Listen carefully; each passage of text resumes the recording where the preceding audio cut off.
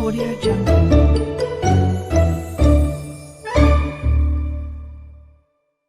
ହାତୀ ଥିଲା, ତାର କୌଣସି ସନ୍ତାନ ନଥିଲେ। ସେଥିପାଇଁ ସେ ବହୁତ ଦୁଃଖରେ ରହୁଥିଲା। ସେ ପ୍ରତିଦିନ ଜଙ୍ଗଲ ପାଖରେ ଥିବା ଗୋଟିଏ ଶିବ ମନ୍ଦିରକୁ ଯାଉଥିଲା ଆଉ ସେଠି ଠାକୁରଙ୍କ ଆଗରେ ବସି ତାର ଦୁଃଖ କହୁଥିଲା।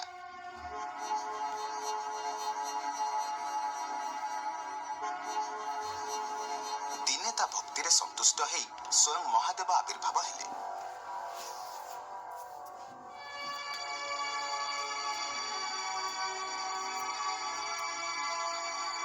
କହ ମା, କଣ ତୋର ଦୁଃଖ? କି ବର ଚାହୁଁଛୁ ତୁ?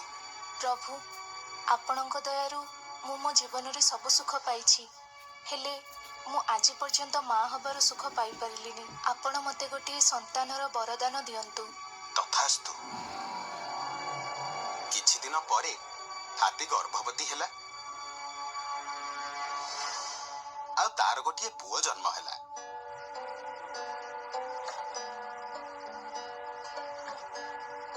ହାତୀ ତା ପୁଅ ସହିତ ବହୁତ ଖୁସିରେ ରହୁଥିଲା। ହାତୀ ସବୁଦିନ ସକାଳେ ତା ଛୁଆକୁ ନେଇ ବଣକୁ ଚରିବାକୁ ଯାଉଥିଲା ଆଉ ସନ୍ଧ୍ୟାରେ ସେ ଘରକୁ ଫେରି ଆସୁଥିଲା। ଦିନେ ହାତୀ ଆଉ ତା ଛୁଆ ଚରୁ ଚରୁ ଜଙ୍ଗଲରୁ ବହୁତ ଦୂରକୁ ପଳେଇଥିଲେ। ସନ୍ଧ୍ୟା ହେଇଯିବା ପରେ ସେମାନେ ଘରକୁ ଫେରିବାକୁ ଆଉ ବାଟ ପାଇଲେନି। ସେତିକି ବେଳେ ହଠାତ୍ କିଛି ଶିକାରୀ ଆସି ସେଠି ପହଞ୍ଚିଲେ। ଆରେ ଦେଖ, ସେଠି ଗୋଟେ ହାତୀ ଆଉ ତା ଛୁଆ ଯାଉଛନ୍ତି। ଆରେ ସତରେ ତ? ଯଦି ଆଜି ଆମେ ଏ ହାତୀକୁ ମାରି ତା ଦାନ୍ତ ନେଇ ସହରରେ ବିକ୍ରି କରିବା, ତାହେଲେ ତ ଆମକୁ ବହୁତ ଟଙ୍କା ମିଳିବ। ତାହେଲେ ଆଉ ଡେରି କାହିଁ କରୁଛ? ମାର ଗୁଳି। ଶିକାରୀମାନେ ଆଖି ବୁଜି ଗୁଳି ମାରିବାକୁ ଲାଗିଲେ। ହାତୀ ଦେହରେ ସେଇ ଗୁଳିଗୁଡା ଯାଇ ବାଜିଲା ଆଉ ହାତୀ ସେଇଠି ଟଳି ପଡିଲା। ବିଚରା ହାତୀ ଛୁଆ ତା ମାର ଏମିତି ଅବସ୍ଥା ଦେଖି ଭୟରେ ସେଠୁ ଦୌଡିବାକୁ ଲାଗିଲା।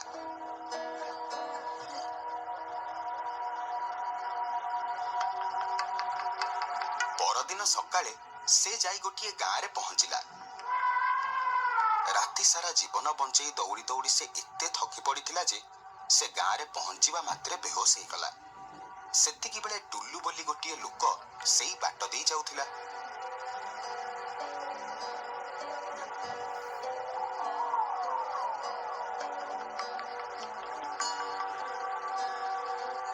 ହାତୀ ଛୁଆର ଏମିତି ଅବସ୍ଥା ଦେଖି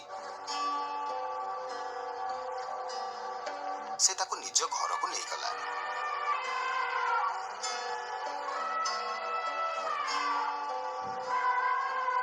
ହାତୀ ଛୁଆକୁ ଘରେ ଦେଖି ଟୁଲୁର ସ୍ତ୍ରୀ ବହୁତ ଅସନ୍ତୁଷ୍ଟ ହେଲା।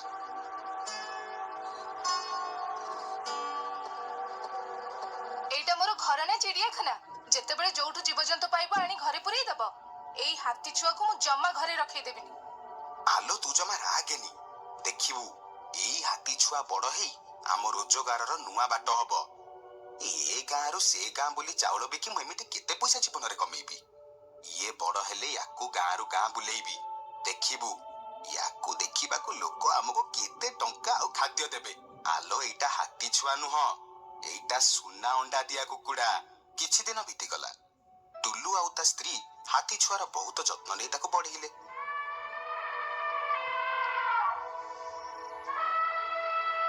ଯେତେବେଳେ ହାତୀ ଛୁଆ ବଡ ହେଇଗଲା, ଟୁଲୁ ତାକୁ କାମରେ ଲଗେଇଦେଲା। ତାକୁ ଗାଁରୁ ଗାଁ ବୁଲେଇଲା ଆଉ ଲୋକମାନଙ୍କର ମନୋରଞ୍ଜନ କରି ଭଲ ଦି ପଇସା କମେଇଲା।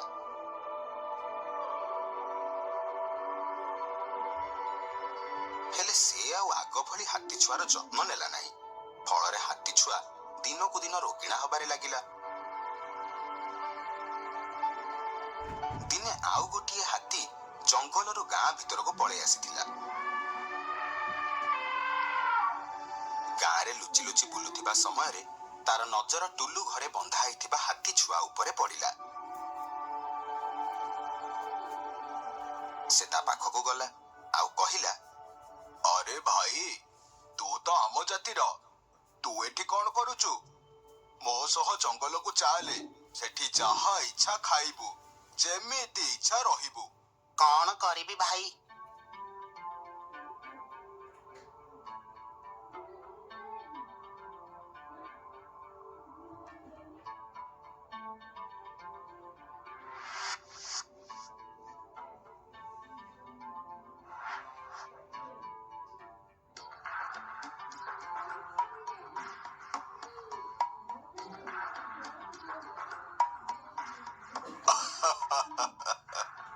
ସାମାନ୍ୟ ଛୋଟ ଜଞ୍ଜିରଟାକୁ ତୁ ଭାଙ୍ଗି ପାରୁନୁ? ତୁ ତ ଶୁଣ୍ଡରେ ଯଦି ଗୋଟେ ପାହାର ଦବୁ ନା, ତାହେଲେ ସେ ଜଞ୍ଜିର ଭାଙ୍ଗି 2 ଖଣ୍ଡ ହେଇଯିବ। ନାଇଁ ଭାଇ, ମୋ ପିଲାଦିନେ ଥରେ ଚେଷ୍ଟା କରିଥିଲି, ହେଲେ ଭାଙ୍ଗି ପାରିଲିନି। ଏଇ ଜଞ୍ଜିରଟା ବହୁତ ଟାଣ। ତୁ ଗୋଟାଏ ମୂର୍ଖଟା। ଛାଡ, ତୁ କେବେ ବି ମୁକ୍ତ ହେଇପାରିବୁନି। ସବୁଦିନ ଏମିତି ବନ୍ଦୀ ହେଇକି ରହିବୁ।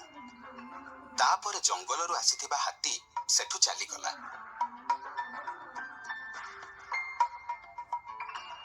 ପରଦିନ ସକାଳେ ଟୁଲୁ ଘରକୁ ତା ସାଙ୍ଗ ମୁନୁ ଆସିଥିଲା।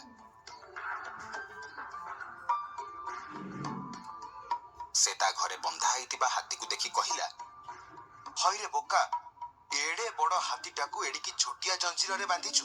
ଯଦି କେବେ ସେ ଜଞ୍ଜିରକୁ ଛିଡେଇ ଦିଏ ନା, ତ ଘର ସହ ପୁରା ଗାଁଟାକୁ ନଷ୍ଟ କରିଦବ। ଆରେ କିଛି କରିପାରିବନି ସିଏ। ଆରେ ବୋକା ମୁଁ ନୁହଁ, ବୋକା ହଉଛି ସେ ହାତୀ। ପିଲାଦିନେ ତାକୁ ଆଣି ସେଇ ଜଞ୍ଜିରରେ ବାନ୍ଧିଥିଲି। ବନ୍ଦୀ ରହି ତାର ଏମିତି ଅଭ୍ୟାସ ହେଇଯାଇଛି ଯେ ଏବେ ବଡ ହେଲା ପରେ ବି ତାକୁ ସେଇ ଜଞ୍ଜିର ନିଜ ସାମର୍ଥ୍ୟ ଠାରୁ ବଡ ଦେଖାଯାଉଛି। ତେଣୁ ମୋ ଜଞ୍ଜିର ନୁହଁ, ବରଂ ତାକୁ ତାର ଦୁର୍ବଳ ମାନସିକତା ବନ୍ଦୀ କରି ରଖିଛି। ମୁନୁ ଆଉ ଟୁଲୁଙ୍କ କଥା ହାତୀ ଛୁଆ ଉପରେ ବହୁତ ପ୍ରଭାବ ପକେଇଲା। ସେ ସେଇଦିନ ରାତିରେ ନିଜ ଶୁଣ୍ଡରେ ଜଞ୍ଜିରକୁ 2